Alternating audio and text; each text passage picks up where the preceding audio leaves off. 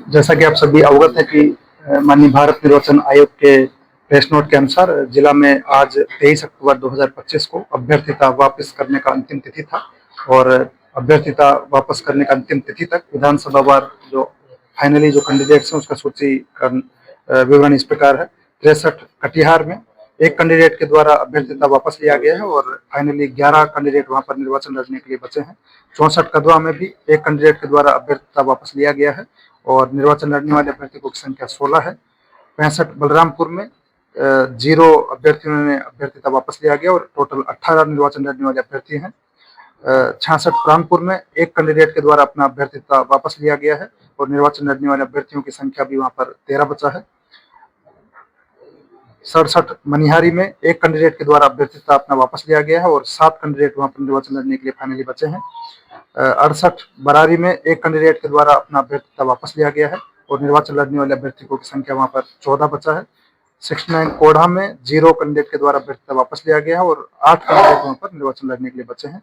जिन candidate के द्वारा अभ्यर्थिता वापस लिए गए हैं उनका 63 कटिहार में नाम है चंदन कुमार, जो अपना नाम चंदन कू लिखते हैं। कदवा में मनीष कुमार मंडल, प्राणपुर में तोकीर आलम, मनिहारी में सचिन कुमार मुर्मू और बरारी में संजू सिंह।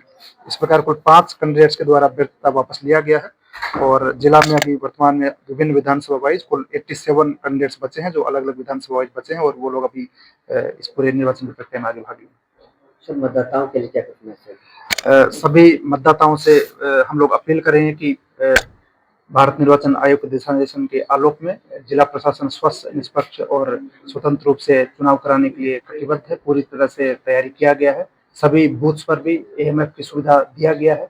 बूथ्स पर विभिन्न प्रकार की व्यवस्था किया गया है। आप सभी लोग लोकतंत्र के इस महात्योहार में बढ़ चढ़ कर भाग लें और 11 नवंबर 2025 को सुबह 7 बजे से शाम को 6 बजे तक आपका जो समय निर्धारित है उसमें अपने मताधिकार का प्रयोग करने के लिए सभी लोग अपने घरों से निकले और अपने मताधिकार का निश्चित रूप से प्रयोग करें। हम सभी लोग के द्वारा लगातार स्वीप एक्टिविटी लगातार संचालन किया जा रहा है और स्वीप एक्टिविटीज के माध्यम से ये संदेश भी दिया जा रहा है कि सभी लोग इस लोकतंत्र के महात्योहार में बढ़ चढ़ कर भाग लें और 100% मतदान को सुनिश्चित करें। सर, लाउड स्पीकर बजाने का कुछ नियम? जैसा कि आप अवगत हैं कि अभी आदर्श आचार संहिता प्रभावी है और धारा 163 बीएनएस के तहत सभी प्रकार के कार्यक्रमों के लिए प्रतिबंध है अनटिल अनलेस आपके द्वारा परमिशन लिया गया है। इसके लिए सिंगल विंडो कोषांग सभी विधानसभा वार बनाया गया है।